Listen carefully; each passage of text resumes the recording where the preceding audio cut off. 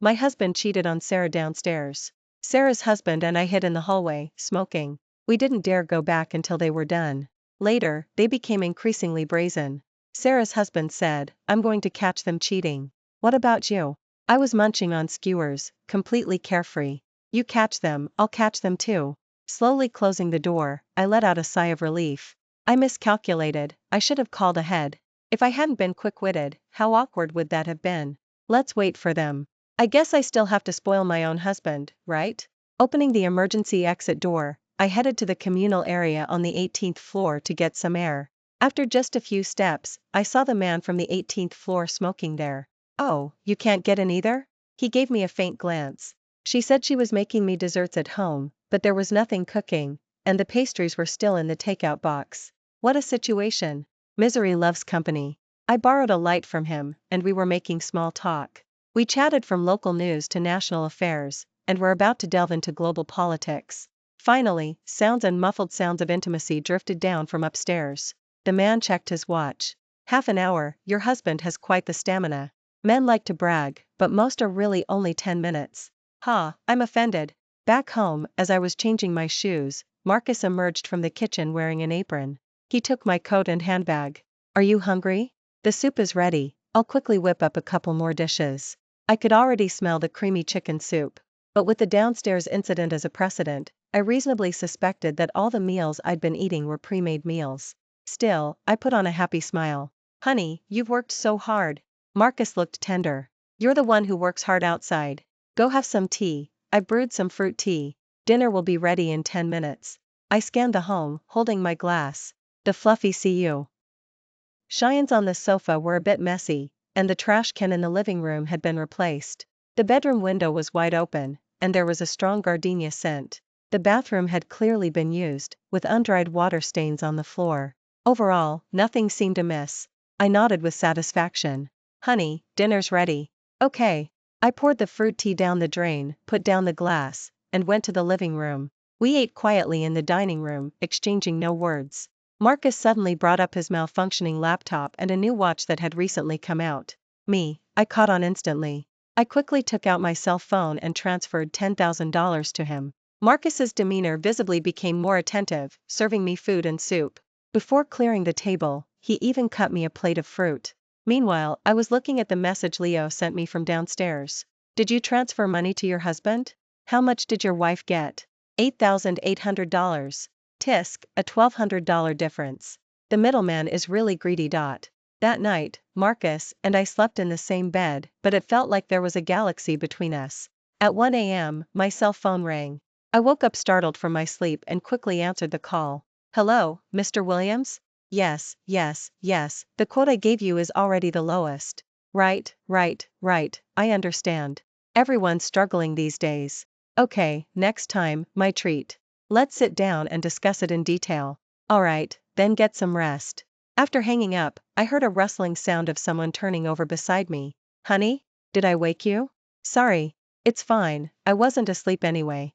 "Go back to sleep, you have to wake up early tomorrow." Oh, my husband is truly thoughtful and understanding. Lying down, I fell asleep instantly. At 2:40 a.m., my cell phone rang again. Without even opening my eyes, I mumbled a few words and hung up. The person beside me was still tossing and turning. I smacked my lips and fell back into a deep sleep. At 4 a.m., the familiar ringtone sounded once more. The person beside me shot up and walked out. I reached out, stopped the ringing, pulled the blanket over me, and went back to sleep. Waking up early, I stretched and started another beautiful day. I ran into Leo in the elevator. I nodded and yawned. "What's wrong? Didn't sleep well?" "It was okay. I set 3 alarms before bed."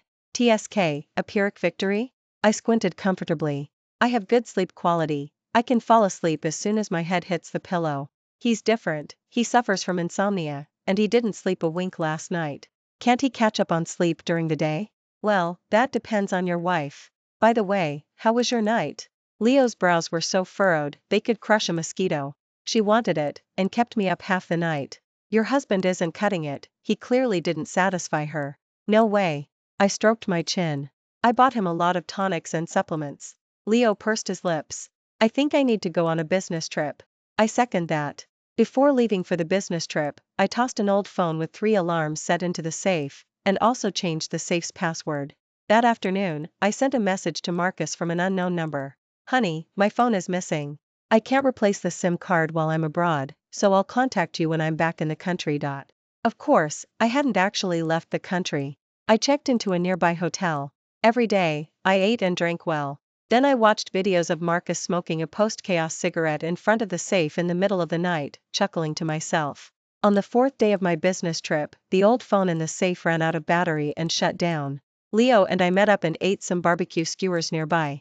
He said, I'm going to catch them cheating tonight. What about you?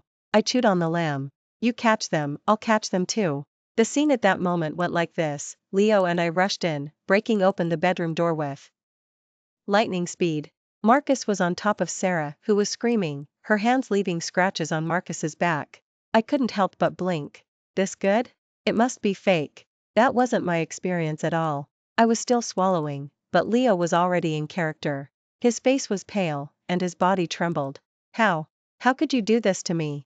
The two on the bed were overly startled, scrambling for the blanket. Marcus was no match for Sarah and could only hastily pull on his clothes. Leo gave me a look, act. I quickly got into character and yelled at the top of my lungs, Marcus, you bastard. And then? Time for a fight? Definitely. Leo and I exchanged glances. He charged at Marcus, and I charged at his wife. I ripped off the blanket, grabbed her hair, and slapped her a few times. She screamed for help. But the person who could save her was being beaten up badly by her husband on the floor. The screams, pleas, and curses were music to my ears. After venting, Leo and I stood in the communal area on the 18th floor, smoking post-chaos cigarettes. Half an hour later, he went downstairs, and I went upstairs. Marcus sat on the sofa, bruised and swollen. The home had already been cleaned. But this time, he clearly hadn't sprayed gardenia scent, the air smelled nauseating. This time, there was no need to act, it was all genuine emotion. Marcus, let's get a divorce. He suddenly looked up, his eyes filled with vulnerability, guilt, and pleading. Marcus had a good appearance. In college, he was both a top student and a campus heartthrob. People used to say he was the best-looking programmer, and the best programmer among good-looking men. They said I was attracted to his looks. Well, I guess you could say that. But now, I couldn't feel even a ripple of emotion for the pig-headed man in front of me. He dropped to his knees in front of me with a thud. Honey, I was wrong. I lost my mind. Please give me another chance. Let's not get divorced, okay? Like hell, Marcus, I'd be and working tirelessly outside the home just to support this family and give you a better life. Do you think you've treated me fairly? I was wrong. I shouldn't have done this. I swear, there won't be a next time. Honey, please give me one more chance. How long have you two been together? Just this once, really, only this once. She came to the home to borrow soy sauce. I was a bastard, I couldn't resist her seduction. If I hadn't installed surveillance cameras at home, I might have believed him. Borrowing soy sauce? He really came up with that excuse. Marcus, you've hurt me too much. I want a divorce. Honey, I really know I was wrong. Please give me another chance, just this once. He crawled forward on his knees and hugged my leg. I kicked him away in disgust, rushed into the spare bedroom, and slammed the door shut, locking it. Marcus was still pleading. I yelled, shut up. I don't want to hear you talk. Let me calm down. Okay, I won't say anything. As long as we don't get divorced, you can do whatever you want. I dropped my sobbing voice, curled my lip, and asked Leo, how's it going on your end? She won't agree to a divorce. What about you? Same here. But this was all within my expectations. If it were that easy to agree, it would be too boring. What's the next step? They say that to achieve anything great, you must first suffer greatly in spirit. So, let's start with a round of silent treatment. I stopped talking to Marcus, not even giving him a glance. Any sandwich he made, I would throw directly into the trash can. I refused to answer his calls and deleted any messages he sent. I came home late every day, smelling of alcohol. I didn't sleep in the same bedroom as him. Marcus visibly grew gaunt. He suffered from insomnia night after night and started taking paroxetine again. Finally, his emotions were stretched to their breaking point. On the 8th day, he stopped me. Let's talk things over. I brushed his hand away, flicked imaginary dust from my clothes, and said indifferently, I'll be back at 6 p.m. Okay, I'll wait for you. I arrived home at 6:30. Marcus was pacing anxiously. You're back. Are you hungry? Do you want to eat first? I made your favorite dishes. I dropped my handbag with a thud. Don't talk about irrelevant things. Let's talk. What do you want to talk about? Marcus clenched his fists. I'm tired too. Every day I'm at home, cleaning the home, waiting for you to come back, cooking for you. I feel less and less happy. I don't even feel like myself anymore. I knew what he was going to say. He'd talk about his hard work, my neglect of the household, and my lack of concern for him. These were all things he had told Sarah. And coincidentally, Sarah had the same complaints. So, they instantly clicked, understanding each other perfectly. I watched Marcus suffer. To be honest, I felt nothing. You begged for this life, didn't you? Back then, you said your work stress was too high and you wanted to rest for a while. I agreed without a second thought. From then on, all your expenses, mortgage, and car loan fell on me alone. Is this how you repay me? You only see your own hardships. What about mine? Grace, have you ever considered my feelings? Have you ever thought about spending a little more time with me? I'm a man. I need a gentle, thoughtful wife like Sarah, not a boss who only orders me around. Sarah? It took me a moment to react. Oh, right, Leo's wife. Ugh, she almost made me break character. I quickly delivered today's most important line. Marcus, admit it, you're a selfish, cowardly, incompetent, shamelessly parasitic, and self-righteous scoundrel. You're like a rat in the gutter. Even looking at you for a second makes me sick. Shut up. Why should I shut up? Aren't I speaking the truth? I took a step forward, putting myself within his striking range. Physical contact, verbal abuse. Finally, he violently pushed me out. I told you to shut up. Ah. AP. Piercing pain shot through me. Damn, I twisted my ankle. I fell to the ground. The next second, blood seeped from beneath me. My expression faltered. I looked up blankly, my hand touching my belly. My baby. Marcus's forward step suddenly stopped. Where did you get a baby from? Since he hooked up with Sarah downstairs, we hadn't had intimacy for over half a year. Men are really strange. He could shamelessly cheat and then shamelessly beg for forgiveness. But if a woman did the same thing, he would feel as if he had suffered a great humiliation. Who is it? Was it the man who drove you home last time? Or the one who called you during your business trip? Grace, how could you do this to me? I curled my lips, gritting my teeth as I spoke in the most sarcastic and sharp voice. What, you're a spent man, and I'm supposed to stay chaste for you? Do you think too highly of yourself, or do you look down on me too much?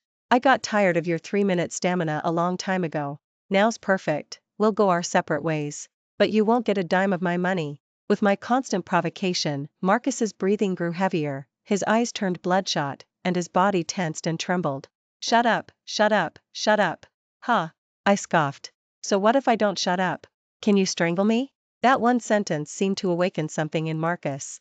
The instant my words fell, he lunged, pinning me to the ground, and began to strangle me. 1 second. 2 seconds. 3 seconds. Figures rushed in. Marcus was pinned down, the pressure on my neck disappeared, and I gasped for air. Why didn't you come a little later and collect my corpse? Leo helped me up. Damn, you didn't tell me you were playing such a big game. Why is there blood? Are you pregnant? Fake blood. Alright. The people holding Marcus down were all familiar faces, neighbors from upstairs and downstairs. They exchanged suspicious glances, but their faces also showed unconcealed curiosity. I seized the moment to shout, "You Chia! Ted, and now you're trying to murder me to silence me? I'm calling the police to have you arrested." As someone who always follows through, I certainly wasn't just talking. So I called the police and strongly demanded he be detained for 24 hours. Aren't you going to get checked for injuries? No point. With these injuries, he'd only be detained for 5 days at most.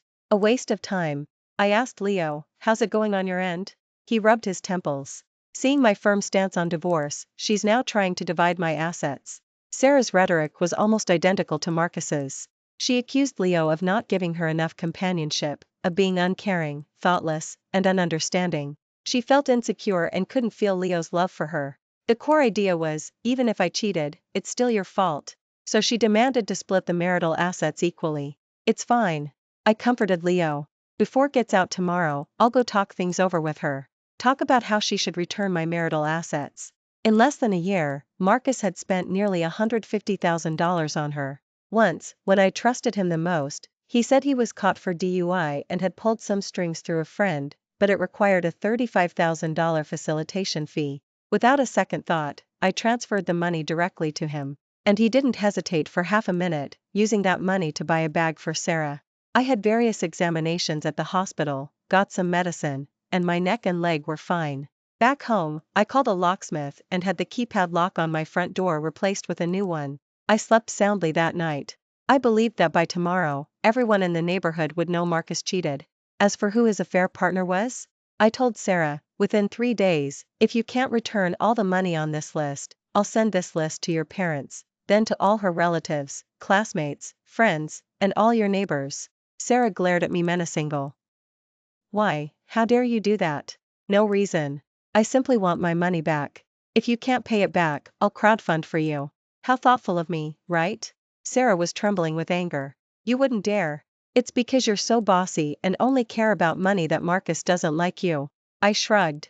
He likes you? Then take him, I don't mind. But first, give me my money back. Remember, you only have 3 days. At 6 p.m., I didn't linger outside, I went home early. I locked the door, braced it with the sofa. I found a movie, baked some fries, and happily put on my headphones. Over 2 hours passed. Around 8:30 p.m., unlock failed and incorrect password sounds started coming in. After 5 seconds of silence, there was a sudden pounding on the door. My name was mixed in with Marcus's cursing, which was filled with expletives. So he was a refined scoundrel after all. After listening for 5 minutes, I called Henry and Margaret. Hello, Grace. Mom, save me. Marcus is going to beat me to death. What's wrong? What happened? He cheated. He slept with another woman, and when I found out, he hit me and tried to strangle me. If someone hadn't called the police, he almost choked me to death. Now I've just come home, and he's trying to hit me again. He's going to beat me to death. Mom, Dad, hurry. He's going to beat me to death. I hung up promptly and calculated the time. It would take Henry and Margaret nearly 20 minutes to get here from their home. Too slow. Marcus was already pounding on the door. I didn't want him to get arrested again before his parents even arrived. Right, Marcus has a cousin who lives nearby. How could I have forgotten him? Brother, save me. Marcus is trying to kill me. I don't dare open the door, he'll beat me to death. People in the residents' group chat were already complaining about the noise, calling him crazy. I sent a voice message with a trembling voice. Can someone help me contact property management? I don't dare. He opened the door, he'll beat me to death. Is it yesterday's guy? Yes, I heard it's the 19th floor. What's wrong? What happened? You don't know? It's hard to say. I'll private message you. Then call the police. What's the point of contacting property management? I was already sobbing. Calling the police is useless too. I already called them yesterday, but he was only detained for 24 hours. I don't dare open the door, he almost strangled me yesterday. Concerned residents were already taking action. They told me to hide well and not open the door. They would contact security and come over together.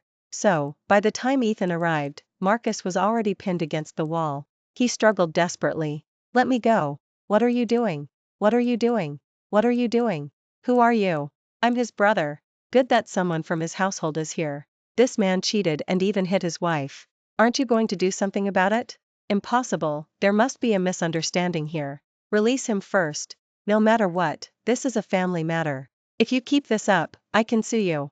Just as the crowd exchanged suspicious glances and slowly loosened their grip, I trembling opened the front door. The moment my eyes met Marcus's, it was like a leopard seeing a rabbit. With a whoosh, Marcus charged at me. Accompanied by my scream, he was grabbed again. Look, just look at him. He looks like he's going to murder me. Ethan's face changed. Marcus, what are you doing? Aren't you going to stop? Marcus wouldn't stop. His eyes looked like he wanted to tear a piece of flesh from me. So what if I cheated? She cheated too, and she's pregnant with someone else's baby. Whoosh. All eyes turned to me. My face turned pale, and I steadied myself against the wall, about to collapse. Marcus, you bastard. You're slandering me. Yesterday you said you'd slander me to get more money in the divorce, but I never thought you'd actually do it. You stay home and don't work. I'm the one earning money to pay the mortgage, car loan, and support you. How dare you do this to me? I cheated? I'm pregnant with someone else's baby? See for yourself. I threw out a medical report. This is a doctor's certificate, with an official stamp. I've never been pregnant. Someone picked up the paper from the ground. Marcus snatched it. His face contorted in rage. Impossible, this is definitely fake. You were clearly pregnant. I haven't touched you in over half a year, so you must have been with someone else. Enough, Ethan yelled. Marcus, stop making a scene. Grace, listen to me. Let's go inside and talk things over. There must be some misunderstanding. Misunderstanding? What kind of misunderstanding? Did he accidentally sleep with someone else? Or did he mistakenly identify the wrong wife? More importantly, who wants to talk? I was just stalling for time. Just then, Henry and Margaret rushed out of the elevator. Marcus! You scoundrel, what are you doing? Marcus stiffly turned his head, and after a moment of bewilderment, his gaze towards me was filled with hatred. Marcus was taken away by Henry and Margaret. Since his parents appeared, he hadn't said another word. He stood there silently, letting his mother slap him repeatedly. Grace. I cowardly retreated, sobbing as I touched my neck, where there were still unhealed marks that, combined with my makeup, looked terrifyingly bruised. I'm scared. He hit me. He tried to kill me. Everyone fell silent. Marcus's menacing eyes remained fixed on me. Leo said, "You're not going to drive him crazy, are you?" I raised an eyebrow. This is just the beginning. Do you believe it? Even at this point, his family will still try to reconcile us. But, it's hard to say if he'll go crazy and do something extreme. Forget it, I should just hire 2 bodyguards. Around 10 at night, Sarah left her home. Leo no longer lived at home, but he couldn't help that there were cameras inside. He informed me immediate. Ly. Marcus's cell phone was still at home. Sarah couldn't reach him, so she would definitely go to Henry and Margaret's home to find him. So I followed her. Sure enough, her destination was the neighborhood where Henry and Margaret lived. She went upstairs and knocked on the door. 10 minutes later, she emerged with Marcus and slipped into the small park. Under the dim streetlights, I turned off the flash and took a not-so-clear photo. I sent it to the residents' group chat where Henry and Margaret lived using a burner phone. From household 1203, is this your son? Why does it look like he's holding someone who isn't your daughter-in-law? The group chat went silent. 2 minutes later, someone jogged over, slowing down as they neared the gazebo, secretly watching the 2 people embracing. A little later, someone else passed by. Household 1203 spoke up strongly. Which household are you? Don't talk nonsense, my son is at home. If you keep spreading rumors, I'll sue you for slander. Okay, maybe I saw wrong. My apologies. At the same time, I timed it to recall the photo. As for what would happen next, I no longer cared. I turned and left, quietly slipped away. Leo said his wife changed her mind again. She would agree to a divorce, but she wanted $250,000. She only wanted $250,000. Leo laughed in anger. $250,000? Does she think my money grows on trees? Before she cheated, I supported her, and I did it willingly. Now she's cuckolded me, and I'm still supposed to support her? She won't get a dime of my money. He said this, gritting his teeth, likely feeling truly insulted. The next day, Sarah lowered her price. She only wanted $125,000. On the 3rd day, Marcus called me. Don't you just want a divorce? As long as you don't bother Sarah, I agree to the divorce. Sarah? Oh. Leo's wife. Before I could reply, he cursed me viciously. Grace, you can just leave your life hugging your money. TSK. Oh, I feel so warm and fuzzy inside. So, is this the end? How could it be? They have to spit that money back out to me. Marcus's call seemed to put Sarah at ease. 3 days passed, and she gave me no explanation.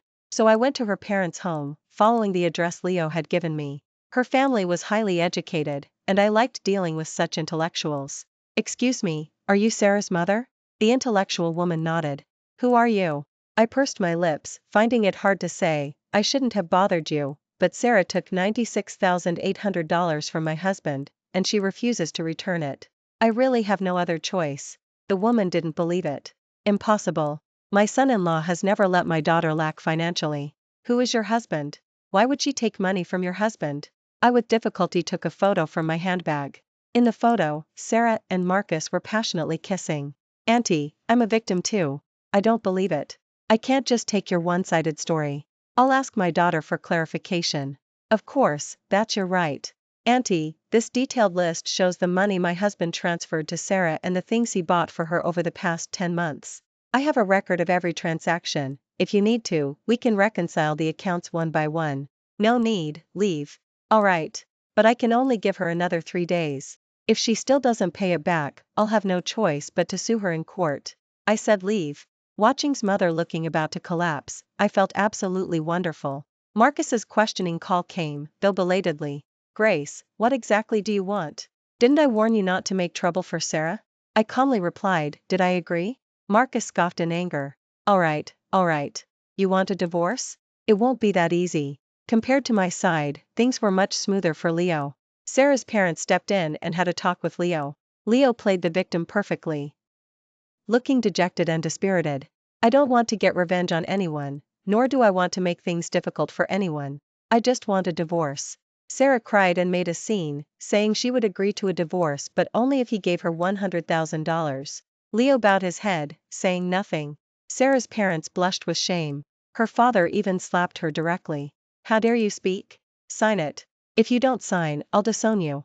In the end, Sarah signed the divorce agreement and was taken away by her parents, taking all her clothes, bags, and jewelry. Marcus lingered around me for 3 days. On the first day, he tried to force his way into the office, but he couldn't even get past the front desk. On the second day, he waited in the underground parking garage. The moment I appeared, he rushed towards me, but my bodyguard stopped him. Grace, what do you mean? Your emotions are too unstable right now. You're irritable, volatile, and prone to violence. Marcus, aren't you taking your medication on time? What nonsense are you talking about? I adjusted my glasses. Marcus, stop using those intimacy-enhancing drugs. They'll conflict with your psychiatric medications. Haven't you noticed you're becoming increasingly neurotic? Grace, I'll kill you. On the third day, Marcus walked straight into the home. We were still married, and technically, he legally owned half the house, so it seemed reasonable that he'd hire someone to pick the lock. He smashed everything in the house like a madman. I calmly watched and took photos for evidence. My calm and unflustered demeanor provoked him, and he menacingly walked towards me. My bodyguard stood in front of me. He sneered. What, do you need 2 men to satisfy you? I haven't touched you all year. Are you incredibly desperate? Let me tell you, I'd rather touch anyone else but you. Grace, we're not done yet. Marcus's presence was always extremely unpleasant. But fortunately, Sarah transferred the money to me. I don't know how she managed to gather all the money within those 3 days, nor do I care. As long as the money was in my possession, she would have nothing more to do with me from then on. As for Marcus, early the next morning, I drove directly to Henry's workplace. It was a large garment factory, and he was a minor official in the general affairs department. For 10 years, day in and day out, he worked diligently, never late or left early, never took a day off. If you went to his office, you would definitely find him there. Sure enough, when I pushed open the office door, he was holding his thermos and chatting with a colleague. Seeing me, the smile on his face froze, and he even instinctively took a step back. I gave him no chance to speak, and with a sobbing voice, I prepared to kneel down. Dad, please save me. I beg you, make Marcus leave me alone. Whoa, what are you doing? The 2 closest to me quickly helped me up, and I stood up with their help. Aren't you Henry's daughter-in-law? I even attended your wedding. What happened? Why are you covered in injuries? I sobbed as I pulled down my sleeve, covering the bruises on my arm. Of course, these weren't real injuries, they were special effects makeup I hired someone to do. Henry clearly wanted to shut me up, stiffly suggesting we go outside to talk. I acted as if I had suffered a huge trauma, trembling and muttering to myself. He slept with someone else, he cheated, he emptied out all our savings, and he's still demanding money from me. He smashed the house to pieces, and he hit me and said he would kill me. Please let me go. I won't pursue anything anymore, I just want a divorce. He's gone crazy, he's really going to kill me. Henry's face turned dark. Out. What are you all looking at? Everyone get out. The onlookers looked embarrassed and started to leave. I quickly grabbed one of them. No, you can't go. Grace, what are you doing? Henry reprimanded me, and I flinched, fearfully. Letting go. His face darkened even more. Henry, this is your family's fault. I heard your son hasn't been working for several years, and your daughter-in-law has been the one earning money. How could he cheat? Exactly, and he hit her too. And he's asking for money? That's not honorable. Henry placed his thermos on the table with a thud. As soon as he opened his mouth, I preempted him, shouting at the top of my lungs. I know Marcus has been hiding things from you, and he threatened me not to tell. But I really can't take it anymore, I'm going to die. Please let me go, make Marcus leave me alone. Henry gritted his back teeth. Right. I didn't know about this before, but now that I do, I definitely won't ignore it. If he acts foolishly again, I'll beat him to death. 2 days later, Henry and Margaret contacted me, saying Marcus had agreed to the divorce. Their voices were cold, even carrying resentment. I didn't care about that at all. Leo accompanied me on the day I signed the divorce agreement. He didn't go in, waiting for me outside. Marcus appeared, accompanied by Henry. After sitting down, I placed the divorce agreement in front of him. We didn't have child custody to fight over. The only thing to clarify was the asset division. He would leave with nothing. Marcus stared at the terms for a long time. Then he looked at me. At his father's urging, he blankly took the pen and wrote his name. After he finished writing, I stood up decisively. See you tomorrow at 8 a.m. at the courthouse. Don't be late. I left the coffee shop first. Leo got out of the car and naturally took my handbag. It's over? Get in the car. Stop. Marcus's voice came from behind. He took a few large strides and ran in front of us, staring intently at Leo. It's you? What are you doing here? You. I get it, this was all your plan. You were scheming against Sarah and me, weren't you? Henry caught up, his face dark. What are you doing now? Come home with me. Marcus threw him off. Henry staggered a few steps, nearly falling. Marcus, have you really lost your mind? Marcus acted as if he didn't hear. Yeah, what a coincidence that you found us. You were clearly in cahoots. Have you two been hooked up for a while? Is the baby in Grace's belly yours? You. Ugh. Leo grabbed his collar and punched him in the stomach. Marcus grunted, unable to even bend over. Leo leaned close to his ear and said coldly, Did you think you could sleep with my wife for free? Didn't you notice that you and your family were being followed whenever you came or went? Marcus, your life is on borrowed time. Don't cause trouble, just get the divorce done, and don't provoke me. Marcus was shoved hard, falling to the ground.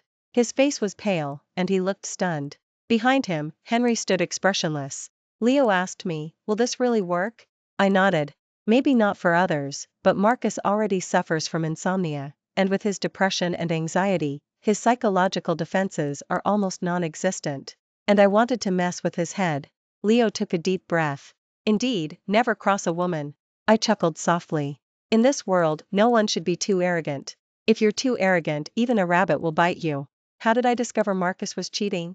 It was his second year after he quit his job and stayed home. A new couple moved in downstairs and brought us some cookies. Marcus said they were delicious and that he'd learned to make them for me. I never saw those cookies, but 3 months later, there was a bag of wontons in the house. Marcus said the thoughtful and understanding wife downstairs made them herself to thank him. She struggled with parking in her spot multiple times, so frustrated she was almost crying.